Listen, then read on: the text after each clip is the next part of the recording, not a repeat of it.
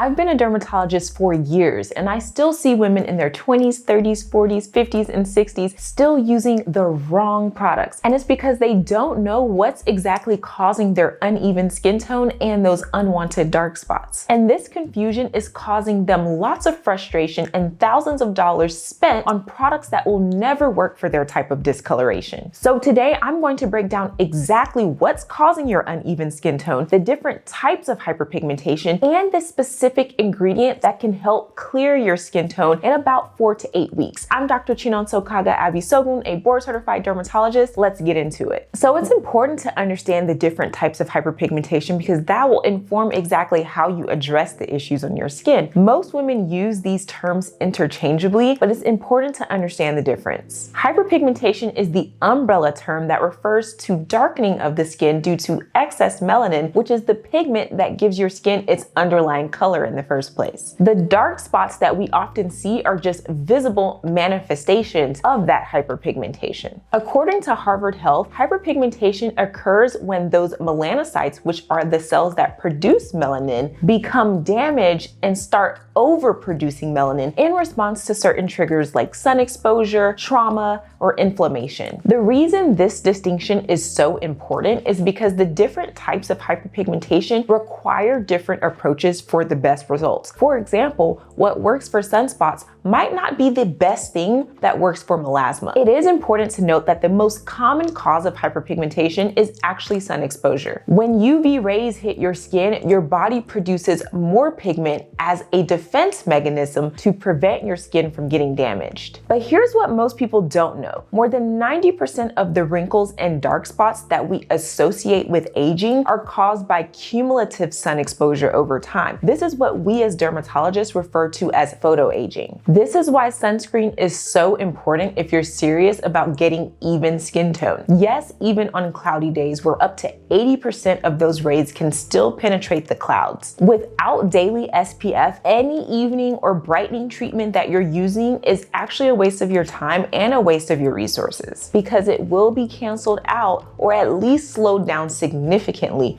by ongoing sun damage. Another key thing that's important to note is that the depth of your hyperpigmentation will play a key role in how easily you're able to clear that hyperpigmentation. For example, epidermal hyperpigmentation is melanin that deposits in the top layers of the skin. This is going to be able to be cleared more quickly. For some people, it can take weeks, others it can take several months, and sometimes even years. Typically, when we see this type of hyperpigmentation, it's going to have more of a brownish hue. Now, when we have pigment that's deposited more deeply in the dermal layers of the skin, sometimes this can have more of a grayish, bluish tint to the pigment, and it can take much longer and be much more difficult to clear this type of pigment deposition. It can take months to up to several years, really depending on your skin type and how your skin responds to treatment. So people with naturally darker skin types, or what we've referred to in dermatology as Fitzpatrick 4 to 6, they're going to be more prone to hyperpigmentation because you have more melanin in your skin at baseline. So let's talk about the 3 different types of hyperpigmentation. We'll start with post-inflammatory hyperpigmentation, or PIH. This is one of the most common types of hyperpigmentation, and again, it's going to be more common in those with darker skin types. With PIH, this refers to those dark marks that are left behind anytime you have any type of trauma to the skin. This can include eczema flares, other rashes, acne spots, cuts,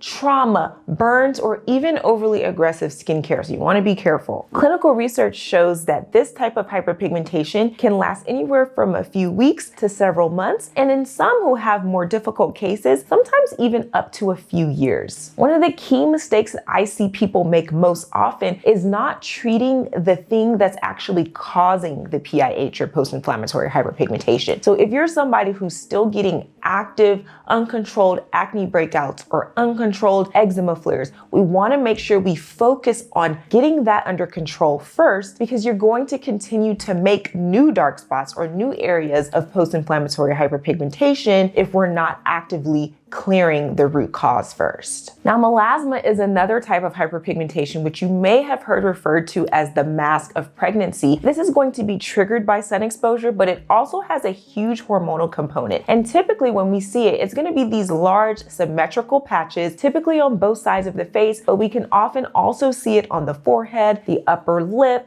even sometimes the arms or other areas that are sun exposed, most commonly on the face though. This is something that is very commonly triggered by pregnancy, but we can also see it with people who are taking oral contraceptives or hormonal replacement therapy because there is such a large hormonal contribution to this type of hyperpigmentation. And for this reason, melasma can be much more complex and sometimes much more difficult to treat because it does have all of those factors contributing to its flares. Even though I mentioned melasma can pop up during those times of significant hormonal fluctuations such as pregnancy or hormone therapies, it can persist long after those hormone triggers are removed. So I always say melasma specifically and especially requires a long-term comprehensive approach. It's not something that you just have a quick one-time fix. It's something that we put a treatment regimen in place, and we want to make sure we also have something in place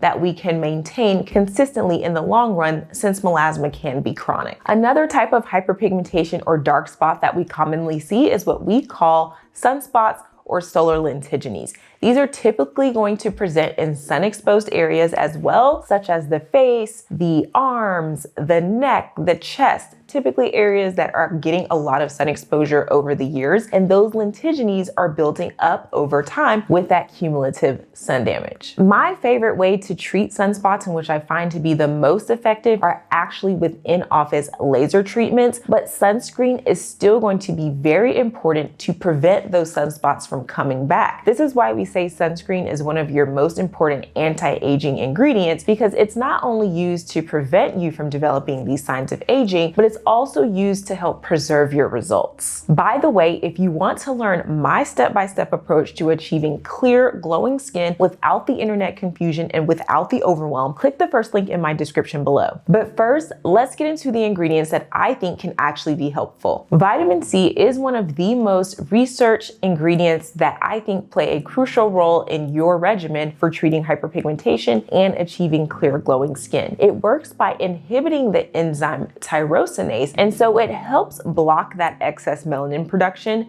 at its source. A systematic review of vitamin C showed that this ingredient reduces existing hyperpigmentation, but also helps prevent environmental triggers from causing excess hyperpigmentation. You do want to look at the type of vitamin C that you're using. For example, L-ascorbic acid in concentrations of 10 to 20% have been shown to produce visible results in as early as 8 to 12 weeks. Another important factor to note is that L-ascorbic acid can be unstable and easily oxidized. This is why you often see it combined with ferulic acid and vitamin E. So you want to make sure you're storing it properly in a dark area and with a tight seal. For the best results, I love to apply vitamin C in the morning, typically before my moisturizer. This is going to give you that antioxidant protection, and then of course you want to follow it with your sunscreen, which is going to give you that additional sun protection throughout the day for the best results. Another ingredient that I often include, which I don't think is enough on its own, but it's niacinamide or vitamin B3, which is a nice, versatile, and also easygoing, great for sensitive skin ingredient that you can include in your regimen as well. It works a bit differently from some of the other anti-hyperpigmentation ingredients because it works on the melanosomes and prevents them from transferring those packets of melanin to your skin cells. There was a randomized double-blinded clinical trial that showed 2% niacinamide combined with 2%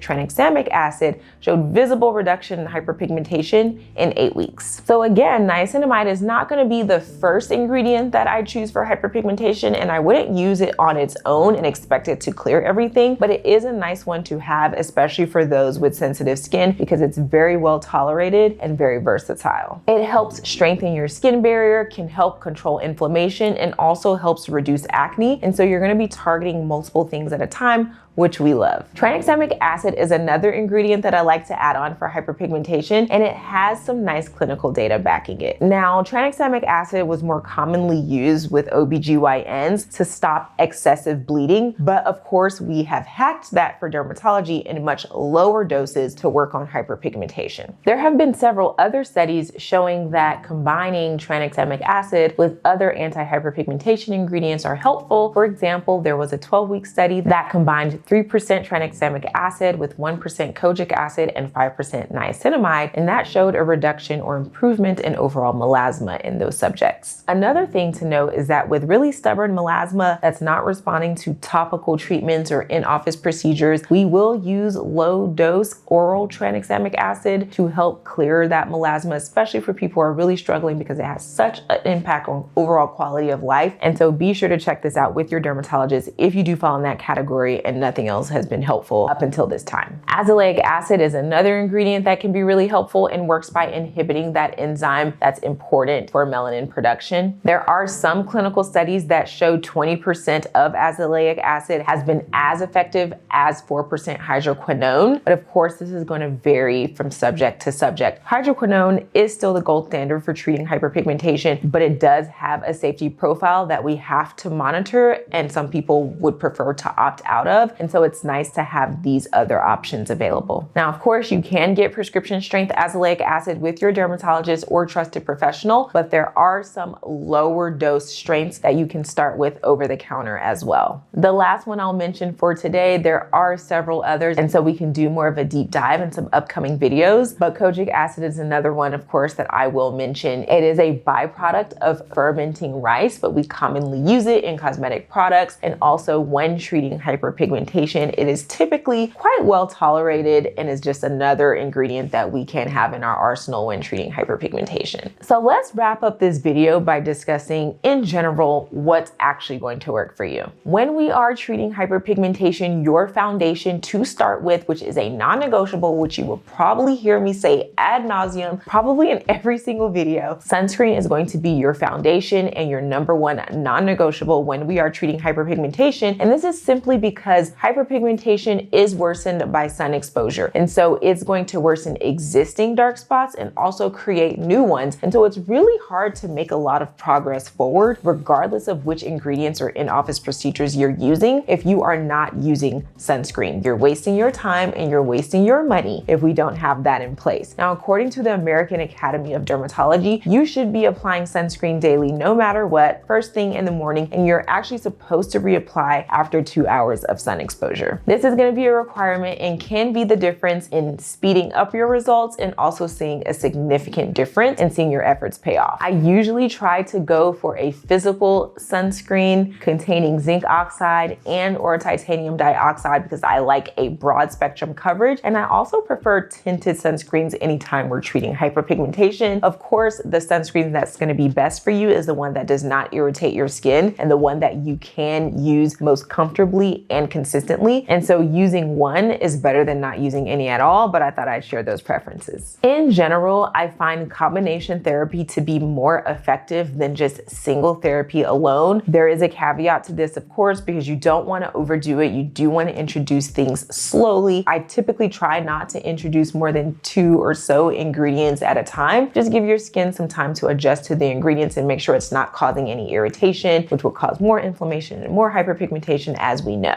Now, of course, a combination therapy containing hydroquinone, retinoid, and a corticosteroid that has been the standard for a long time. It does require a prescription from your dermatologist, and we typically use that in short spurts of controlled times and specifically on the areas that we want to target. But when we're looking at over-the-counter ingredients, of course, we're going to go for a combination therapy that typically will attack hyperpigmentation from different angles. So for example, you may look at something like a vitamin C plus a tranexamic acid plus a niacinamide. A lot of times now we have products that are combining the best ingredients. We have lots of options available, but that's something that can be very helpful when we're treating hyperpigmentation or if you're starting at home. Again, if you have sensitive skin, start slowly and gradually give your skin time to adjust. Now, of course, anytime we're talking about addressing your skin issues and getting that clear, radiant, glowing skin that we're all going for, we have to talk about timeline and consistency. Most people give up too soon. As you heard me speak about earlier, epidermal hyperpigmentation can take weeks to months to clear on its own. Dermal hyperpigmentation takes even longer. And so you want to introduce these ingredients slowly and give them time to work. Use them consistently, so introduce a regimen that you can actually keep up with. Now, a caveat to this, in-office procedures are always going to speed up our timeline. And in this case, most commonly, the things that are going to be most helpful in office will be fractionated lasers and also chemical peels. And so get with your dermatologist or get with a professional that you trust and who is comfortable treating your skin type, because this will accelerate your timeline. But of course, we're going to be using skincare, and so the same rules apply. Gradual consistency combined with your in-office procedures are going to give you the best results. The women who see the biggest improvements in improving hyperpigmentation and those unwanted dark spots to get that clear glowing skin that we